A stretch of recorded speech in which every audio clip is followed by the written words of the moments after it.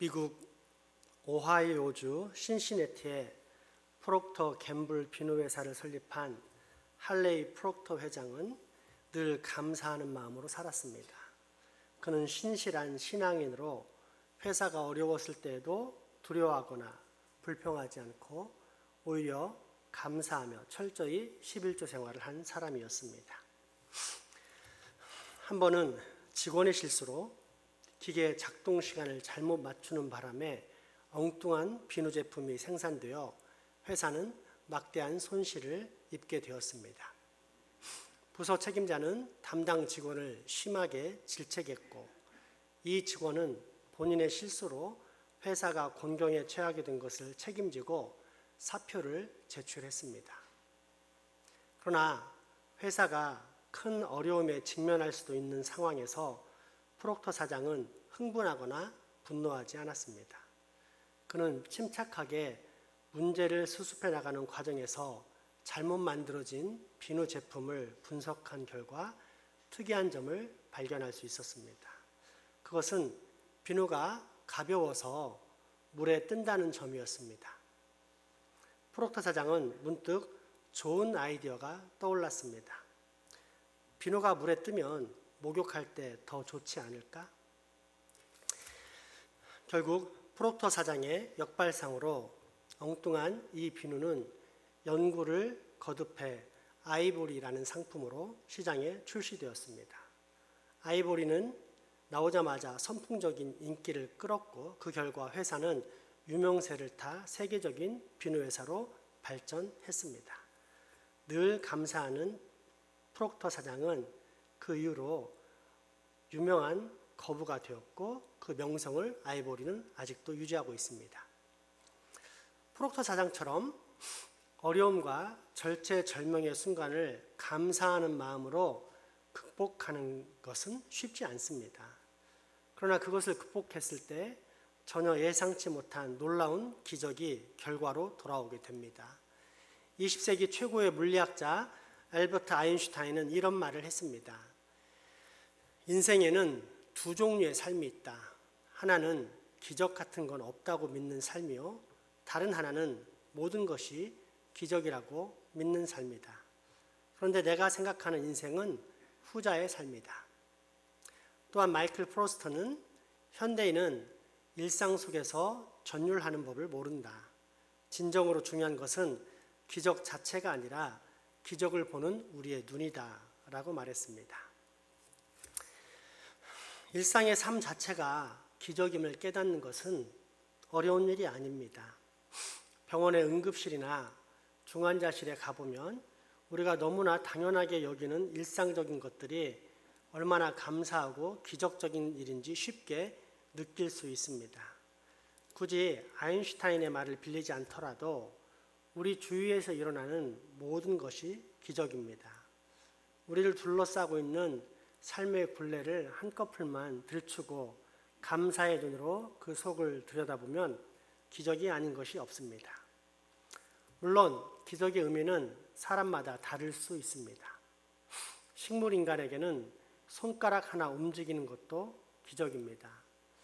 중환자들은 숨만 마음대로 쉬어도 기적입니다. 음식은 고사하고 물만 마실 수 있어도 기적입니다. 어떤 사람은 사막의 반석에서 물이 나와야 기적이라 생각하지만 사막에서 물 한 모금 얻는 것도 기적입니다. 중풍으로 오랫동안 누워있던 사람에게는 지팡이를 의지해 걷기만 해도 기적입니다. 제2차 세계대전 때 일입니다. 일본의 해군 장교 가와가마 기이치는 전쟁이 끝난 후 고국으로 돌아와 눈앞에 펼쳐진 현실에 차마 입을 다물 수가 없었습니다. 처참하게 변한 고국의 상황, 피폐해진 거리를 보면서 가슴이 무너져 내리는 것만 같았습니다. 그러나 그를 괴롭게 만드는 것은 따로 있었습니다. 어디를 가나 군인만 보면 저것들 때문에 우리가 패전했다며 손가락질하고 노려보는 사람들 때문에 그는 매일 분노와 좌절감에 시달려야 했습니다. 그런 고통의 세월을 보내다가 급기야 그는 심한 병을 얻게 되었습니다. 얼굴을 제외한 온몸이 마비되어 마치 식물인간처럼 움직일 수 없게 된 것입니다. 그는 병원에서 정신과 의사인 후치다 씨의 진료를 받게 되었습니다. 후치다 씨는 환자인 가와카미 기이치 장교에게 물었습니다. 기이치 선생, 낫고 싶으세요? 예, 낫고 싶지요. 그럼 제가 시키는 대로 할 수 있겠어요? 예, 뭐든지 하겠습니다. 그러면 저를 따라 한번 해보세요. 감사합니다. 매일 분노와 적개심으로 가득했던 기이치 장군은 갑자기 감사합니다라고 말하려니 입이 움직이지 않았습니다. 오늘부터 감사합니다라는 말을 하루에 10,000번씩 하셔야 합니다. 감사하는 마음만이 당신의 마비된 몸을 치료해 줄 수 있습니다. 의사가 돌아간 후 기이치는 병석에 누운 채로 자신의 병을 고치기 위해서라도 매일 감사합니다를 되뇌어야 했습니다. 처음에는 병을 고치기 위해서 억지로 내뱉다시피 했습니다. 그런데 시간이 지날수록 감사합니다라는 말이 진심으로 우러나오는 것 같았습니다. 분노와 적개심으로 불편했던 상태가 사라지면서 마음 또한 평온하게 변화되기 시작했습니다. 그의 얼굴에도 평온이 찾아오고 행동도 점점 부드러워졌습니다. 그를 대하는 가족들도 기이치 씨의 변화의 기쁨을 감출 수가 없었습니다.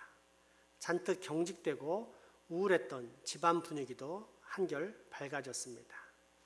이제 예전처럼 화목한 가정이 되고 있었습니다. 하루는 막내 아들이 감나무에 홍시가 빨갛게 익은 것을 보고는 저 홍시를 아버지께 갖다 드려야겠다고 마음먹었습니다. 아들이 잘 익은 홍시 2개를 따서 아버지의 방문을 열었습니다. 아버지, 감 드세요. 그때 아버지 기이치가 고맙다 하면서 자신도 모르게 손을 내밀었습니다. 이럴 수가. 신기하게 마비되어 꼼짝도 하지 않았던 손이 움직이자 그도 그의 아들도 눈이 휘둥그레졌습니다. 이후 손에서 일어난 기적은 팔, 다리, 몸 구석구석까지 이어졌습니다. 굳어있던 그의 몸은 마치 감사의 주문에 의해 마법이 풀리듯 그렇게 풀리고 있었습니다. 감사의 마음에서 기적의 씨앗이 자라납니다. 우리에게 주어진 환경이 어떠하든지 감사한 마음으로 그것을 받아들일 때 우리의 마음에는 평안과 기쁨이 찾아오고 결국은 불치의 병도 극복하는 기적을 경험하게 됩니다. 감사는 절망을 밀어내고 희망을 끌어오는 기적의 힘을 가지고 있습니다. 감사는 산수의 덧셈이나 곱셈과 같아서 감사하면 할수록 그곳에는 크고 작은 기적이 나타납니다. 그러나 이와 반대로 감사가 없는 삶은 뺄셈이나 나눗셈 같아서 받은 축복까지도 잃어버립니다. 기적은 감사가 충만할 때, 그래서 하나님의 마음을 움직일 때 일어납니다.